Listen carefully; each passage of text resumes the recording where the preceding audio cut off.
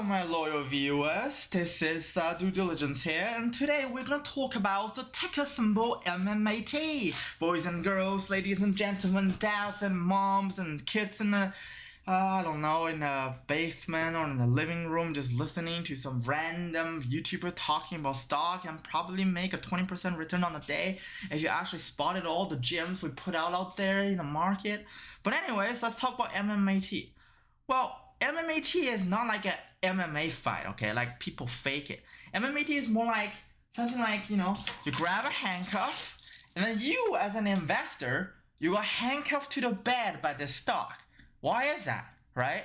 Like a lot of times, like it's like people with like all these, fascinations in their bedroom manners, where sometimes they have this very interesting, peculiar passion that they have, in their bedrooms, and that kind of like sort of manifested in other aspects of life. This is why I always talk about this with number 2.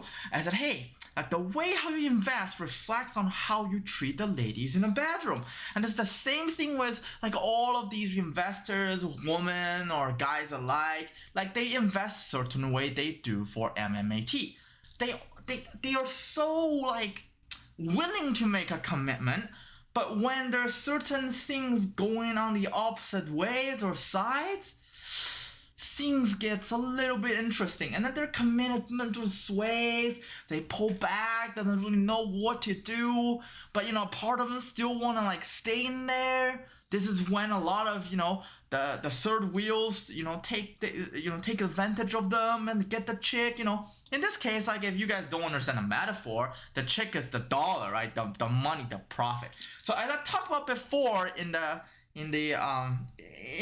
first MMAT video, or in a market a correction video, or in a market projection video in the earlier this week on Monday, which indicates Monday because today is only Tuesday, because Wednesday we have our Whole Foods deals, and I always go there and Wednesday are far more interesting than always being on Tuesday, because Wednesday you have the midweek option expiration with the theta decay. It's when like one of the metaphor is when a girl stops texting you back, you get a little bit nervous. But anyways, let's go back to MMAT, right? We were just gonna strictly talk about option chain in this video, and maybe a little sneaky peek of the price prediction, because a lot of things are really sticking to where we plan it out for MMAT.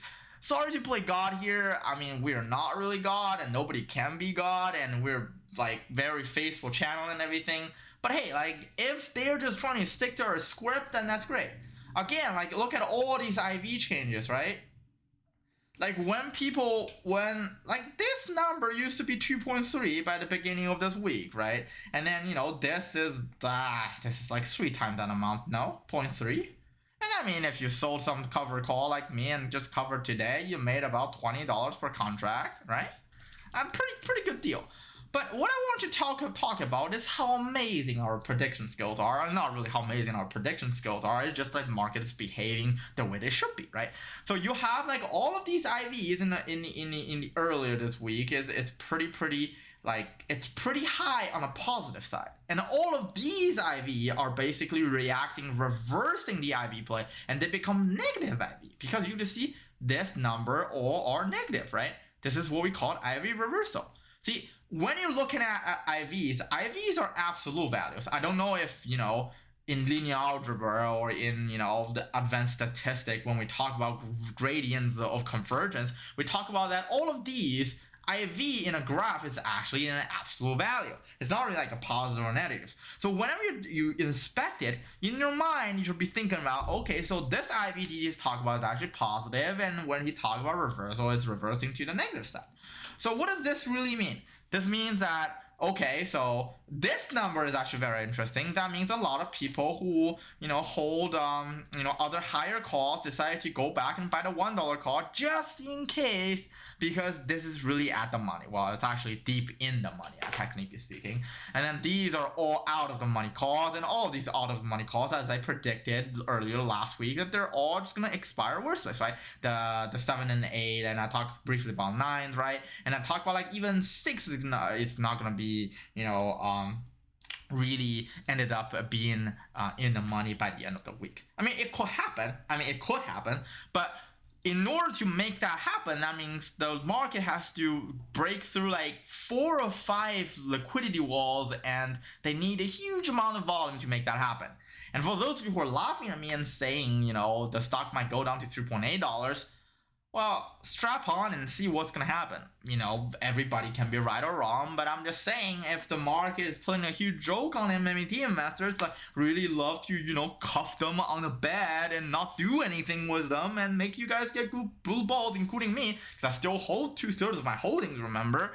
Then what the market will do is, alright, let's just pick a very random number called 3.8, revert all of the IVs to the neutral side, because the positive IV got exhausted. Now you have a negative IV, so tomorrow people's probably going to, by the end of the market, people either going to sell off, and in the market beginning they're going to buy back in, and then this IV is going to probably be neutral, so it will be like a neutral IV by the end of Thursday night. So what's going to happen on Friday? The Friday is either, so Thursday night it's going to battle the $5 line, right? Because we all know that, hey, we're itching here, okay? Look at the open interest, look at the volume. We're itching to going down under there, okay? And if you look at the $5 cost, a lot of people FOMO, right? Right. And I mean, again, like playing these quarterly ending options, but on a week of that options is very dangerous, because you're susceptible to yourself of all of these market manipulations, quote unquote market manipulations. That's what the ape's saying, but it's not really market manipulation. It's really what is how people play the market for the past 30 or 50 years. If you look at this, right? We wouldn't believe this. Of course, Sterling wouldn't believe it, or any YouTuber wouldn't say, oh my god, I will tell you that it's gonna go down almost to $5. But as a matter of fact, if you actually look at Webull and look at today's price action, you will realize that today's lowest price is actually when the market closed. Or is it? I think it is, no? Yeah, it's around market close. That means, like, you have a lot of, like, mentally exhausted people. So usually, beforehand, this solid line means, okay, I have a inclination. If this stock have an inclination, okay, if this stock is a devious VIX, then it will have an inclination to go over $6.42. But because, all of the desires that they penned up, it doesn't have the power to go through that. So now we have the red solid line here. That means, hey, like, maybe 5.7 is where I belong, but I'm swinging at it. So right now, I think, what the fair price is wiggling around $5. But we all know if it breaks down $5, then the next line to break is $4.7. And then if you do a lot of fundamental analysis like what we do, we know that the stock should probably rest around $3.8 to make sort of its peace. But again, in a long-term perspective, it doesn't matter, because the entire market is doing its own thing right now. And then, a lot of these small caps are getting hit. And then a lot of you are being like, oh yeah, but it's just like AMC and GME is going to be a huge squeeze and everything. But remember, AMC and GME actually did an offering before and during the squeeze. You found something sneaky here. Like, how would you know the timing? Well, technically, when, high price happens, they do the offering. But it is because of the offering that these offerings, that it seems like huge dilutions to a lot of average investors, they actually provided better fundamentals for a lot of fundamental investors. This is where people seek value. But anyways, if you guys want to know more about value, and perhaps a little bit more about the handcuff analogy, sorry we're being a little bit cryptic here, Patreon links are down below, and we can also talk about it in our public Discord. I mean, we do have a private Discord channel, but in a public Discord, we still discuss things, just because some of the old subscribers are still salty about us, exercising our birthright of selling things at a cut loss, and then decided to be more cavalier into getting into more adventurous and a better option plays that we leverage around like the entire market and make more profit to recover from our losses.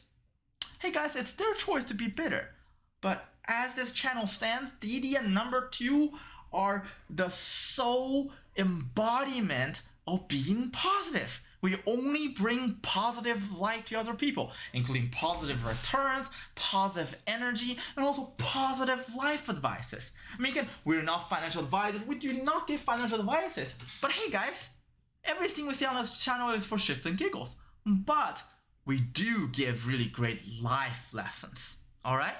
See you guys on the upside. Oh yeah, I forgot to mention. You see this line? We talked about this a couple of days ago, or in our videos. We think the stock is gonna stick around this line for a little bit, the 5.4, and then when it doesn't stick around this point, then it was probably gonna drop under the $5 line, like over here. You see this there's a soft gap over here, okay? But this gap is fake. We're talking about liquidity gap in the other video, so I mean, I'm attempt to talk about it, but this liquidity gap is actually fake. There's no real liquidity here. So if the market's going down, if the volume actually cannot support the little hype, then this is gonna go break through like butter, right? And then for those of you who actually sold cover call at $3 at like break even at 6, good for you. Thank you for trusting in my insight. And for those of you who bought puts, well, the timing is wrong a little bit, but hey, good for you. At least you learned that you can make about $10 by the end of this week.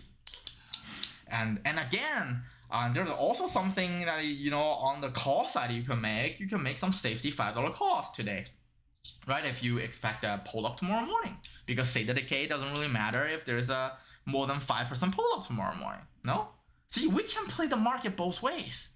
It's like can't handcuffs. You can put it on someone, but you can also take it off. See you guys on the upside.